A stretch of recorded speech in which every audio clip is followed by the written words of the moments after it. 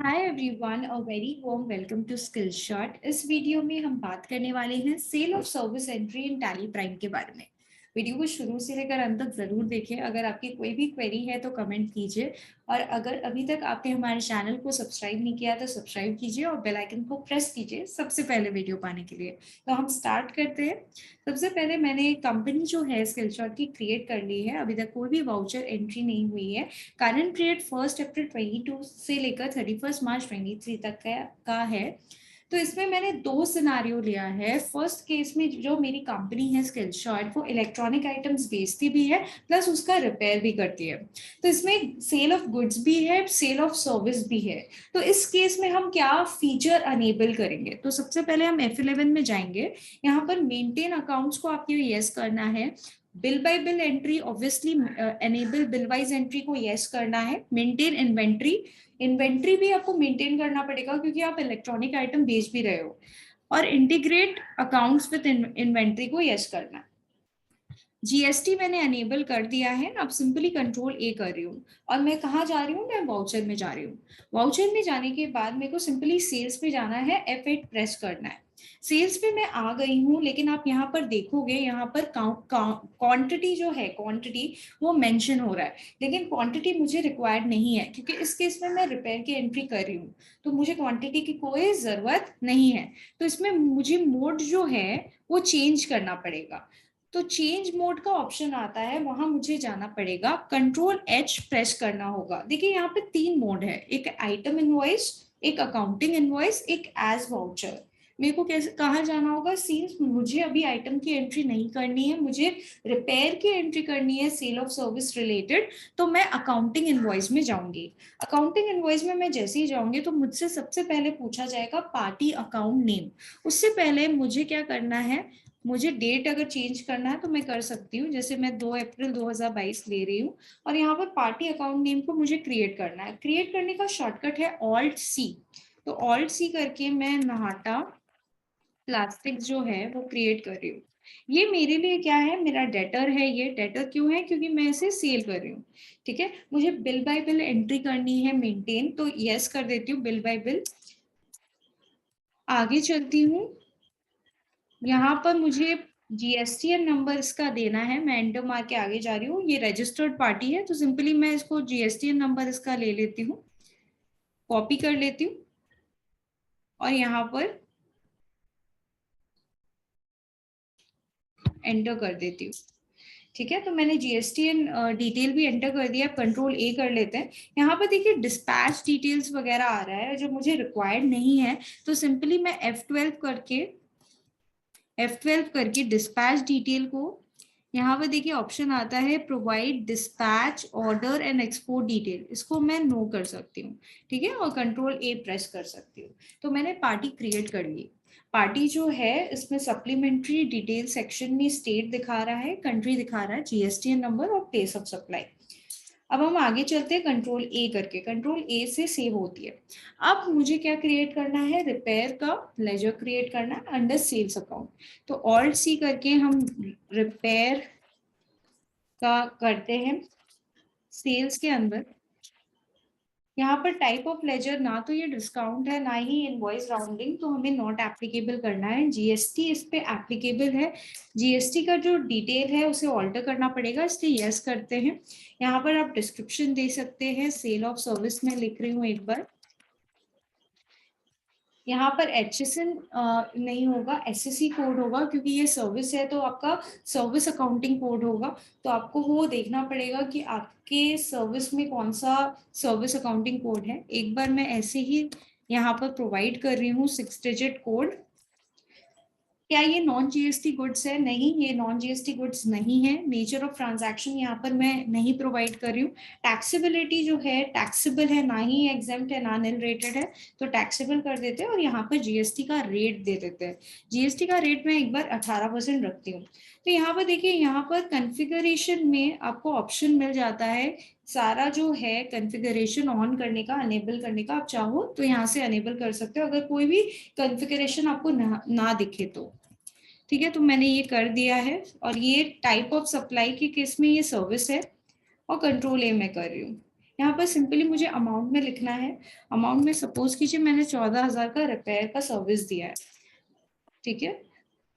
Enter press करके यहाँ पर मैं विद इन द स्टेट दे रही हूँ, तो सेल्स टैक्सेबल कर रही हूँ, विद इन द स्टेट में सर्विस दे रही हूँ। अब देखिए सर्विस जो मैं दे रही हूँ उस पर जीएसटी भी एप्लीकेबल है, तो मेरे लिए वो आउटपुट है क्योंकि मैं सेल कर रही हूँ। तो आउटपुट सीजीएसटी और एसजीएसटी का लेजर मुझे क्रिएट करना है, तो ऑल्ट सी आउटपुट सीजीएसटी, ये अंडर आएगा ड्यूटीज एंड टैक्सेस के, और ये टाइप ऑफ ड्यूटी मेरा जीएसटी रहेगा और ये सेंट्रल टैक्स रहेगा। अभी मैं परसेंटेज इसमें स्पेसिफाई नहीं कर रही हूँ और कंट्रोल ए कर रही हूँ, तो ये अपने आप कैलकुलेट हो गया। अगर मैंने सारी जगह सही से डिटेल्स फीड इन किया है तो ये अपने आप कैलकुलेट हो जाएगा। अब एंटर करते हैं, ऑल्ट सी करेंगे, आउटपुट एसजीएसटी करेंगे, ये मेरा ड्यूटीज एंड टैक्सेस के अंदर ही आएगा, और ये मेरा जीएसटी का लेजर है और मेरा स्टेट टैक्स है। सिंपली मुझे कंट्रोल ए करके सेव करना है, तो मैंने सेव कर दिया है ये एंट्री अब हो गई है। मैं कंट्रोल ए करके सेव कर देती हूँ। आपको नरेशन लिखना है तो यहाँ पर लिख सकते हैं। उससे पहले आपके पास मेथड ऑफ एडजस्टमेंट आता है कि क्या ये एडवांस है, क्या ये अगेंस्ट रेफरेंस है, न्यू रेफरेंस है या ऑन अकाउंट है। ऑब्वियसली ये न्यू रेफरेंस है। न्यू रेफरेंस में जो वाउचर नंबर रिफ्लेक्ट कर रहा है बाहर, वही मैं ले रही हूँ। आप चाहे तो ये नंबर जो है सेल्स वाउचर को ऑल्टर करके चेंज कर सकते हैं। बी सेल ऑफ सर्विस मीट, ठीक है। अब मैं इसको सेव कर रही हूँ एंटर प्रेस करके। सेव करने के बाद इसका इफेक्ट हम देखते हैं। शॉर्टकट है गो टू में जाने का, ऑल्ट जी में जाके हम पहले पीएल में जाते हैं। पीएल में ऑल्ट F1 करके एक्सपैंड करते हैं। यहाँ पर देखिए रिपेयर करके आ रहा है 14,000 करके आपका सेल अकाउंट में रिपेयर करके, ठीक है। दूसरा आपको ऑल्ट जी करके आप बैलेंस शीट में भी देख सकते हैं, ऑल्ट F1 कर सकते हैं। यहाँ ड्यूटीज एंड टैक्सेस में मेरा जो लाइबिलिटी है वो लाइबिलिटी साइड में रिफ्लेक्ट कर रहा है रिलेटेड टू जीएसटी, और यहाँ पर डेटर साइड में 16,520 जो मेरे डेटर है नाहटा प्लास्टिक उनका रिलेशन में दिखा रहा है। तो ये सारी डिटेल्स हमने प्रोवाइड कर दी है। अब हम देखते हैं कि क्या मेरा GSTR1 में 3B में प्रॉपरली रिफ्लेक्ट कर रहा है। जो भी सेल की एंट्री हम करते हैं वो कहाँ रिफ्लेक्ट करता है, GSTR1 में उसका रिफ्लेक्शन आता है और GSTR3B में। तो सबसे पहले हम जाएंगे डिस्प्ले में, फिर हम कहाँ जाएंगे, हम GST रिपोर्ट्स में जाएंगे। GSTR रिपोर्ट्स में आपका GSTR1 में मुझे जाना है। GSTR1 में यहाँ पर देखिए कोई भी अनसर्टन ट्रांजैक्शन नहीं है, मतलब मैंने कोई भी गलतियां नहीं की और मेरा B2B इनवॉइसेस जो है वो रिफ्लेक्ट कर रहा है। वैसे ही आपको 3B में देखना है। 3B में आप देखोगे तो यहाँ पर भी ये रिफ्लेक्ट कर रहा है 14,000 का मेरा जो इनवॉइस है वो रिफ्लेक्ट कर रहा है outward taxable supply other than zero rated nil rated. तो टोटल सेल्स भी मेरा यहाँ पर रिफ्लेक्ट कर रहा है GSTR 3B में, ठीक है। तो ये सारी जगह मैंने चेक कर लिया। नेक्स्ट आप सेल्स रजिस्टर में भी देख सकते हैं। सेल्स रजिस्टर जाने के लिए आपको डी में जाना होगा, दैट इज डिस्प्ले। फिर आपको अकाउंट्स बुक में जाना होगा, फिर आपको जाना होगा सेल्स रजिस्टर में। यहाँ पर आप देखोगे कि नाहटा प्लास्टिक रिलेटेड जो मैंने सेल ऑफ सर्विस किया है उसकी एंट्री रिफ्लेक्ट कर रही है। तो हर जगह मैंने चेक कर लिया कि इसका इम्प्लीकेशन सही आ रहा है या नहीं आ रहा है। अब एक और सिनेरियो में डिस्कस करती हूँ कि एक और सिनेरियो क्या होता है कि मेरे को जो है मैं खाली सेल ऑफ सर्विस कर रही हूँ। जैसे मेरा स्किलशॉट एक ट्रेनिंग इंस्टीट्यूट है, मैं खाली ट्रेनिंग सर्विस प्रोवाइड करती हूँ, मैं कोई गुड्स देती नहीं।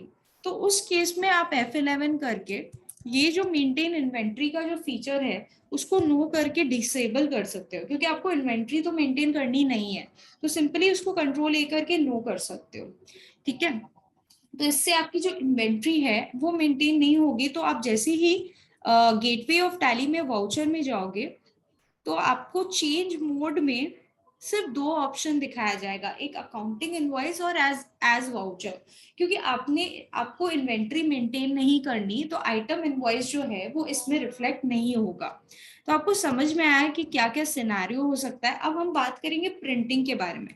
मैं एक बार डे बुक में जाके वो एंट्री को खोलती हूँ और कैसे हम प्रिंट करेंगे इसका वो देखती हूँ। हम ऑल्ट पी करते हैं, ऑल्ट पी या कंट्रोल पी कर सकते हैं, फिर आप प्रिव्यू कर सकते हैं और ऑल्ट जेड कर सकते हैं।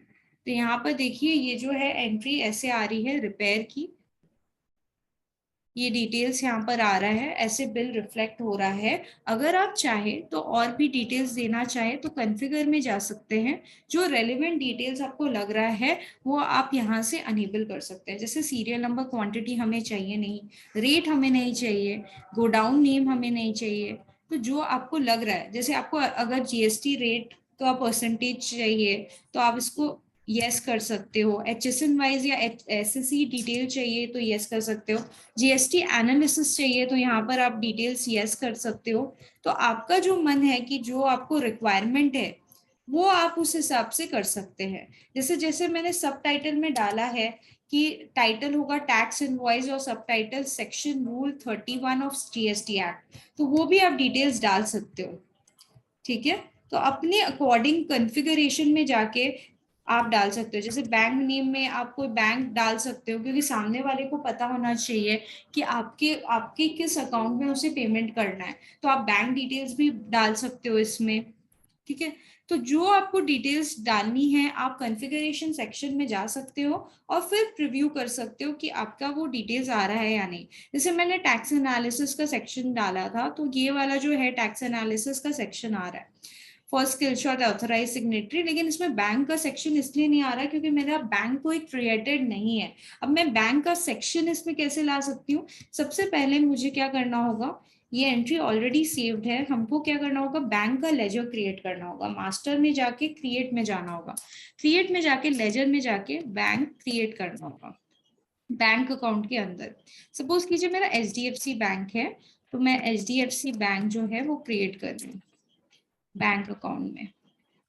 ठीक है, यहाँ पर आपको अकाउंट नंबर, ये मैं एक बार ऐसे ही कुछ प्रोवाइड कर दे रही हूँ आपको दिखाने के लिए, और आईएफएससी कोड जो है वो प्रोवाइड करना होगा। ठीक है, ये सारा चीज आप प्रोवाइड करेंगे, ब्रांच का नाम भी आप दे सकते हैं यहाँ पर और कंट्रोल ए कर सकते हैं। उसके बाद आपका बैंक तो क्रिएट हो गया और मैं वहां पर डे बुक में जाती हूँ वापस। यहाँ पर डे बुक में एंट्री दिख रही होगी नाटा प्लास्टिक की, मैं कंट्रोल पी करके प्रीव्यू करती हूँ, आई प्रेस करके और ऑल्ट जेड करके जूम करती हूँ, तो भी आप देखोगे नीचे बैंक का डिटेल्स जो है वो रिफ्लेक्ट नहीं कर रहा है, क्योंकि आपको बैंक का डिटेल्स सिलेक्ट करना पड़ेगा। सिलेक्ट आप कैसे करोगे, कॉन्फ़िगर में आपको जाना पड़ेगा।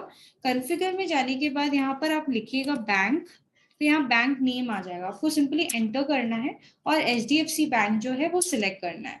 ठीक है, तो वो आप सिलेक्ट कर लोगे तो आप डिटेल्स जो है आपका अब रिफ्लेक्ट करने लगेगा। आप प्रीव्यू में एक बार जाओ, मैंने डाल दिया है और सेव कर दिया कंट्रोल ए से, और मैं प्रीव्यू में जा रही हूँ और ऑल्ट जेड कर रही हूँ। यहाँ पर आप देखोगे बैंक डिटेल्स जो है मुझे प्रोवाइड कर रहा है। मेरा जो बैंक डिटेल्स है मैं सामने वाले पार्टी को दिखाना चाहती हूँ ताकि वो डायरेक्टली मेरे बैंक में पेमेंट करना चाहे तो कर सके। तो ये जो है मेरा इनवॉइस बन चुका है related to sale of service. ऐसे आप बना सकते हैं, आपको जो रिक्वायरमेंट है वो कॉन्फ़िगर में जाके आप पूरा कर सकते हैं। आपका दो अगर सिनेरियो है तो वो भी आपको ध्यान में रखना कि आप चेंज मोड कब यूज करोगे और कब चेंज मोड यूज नहीं करोगे।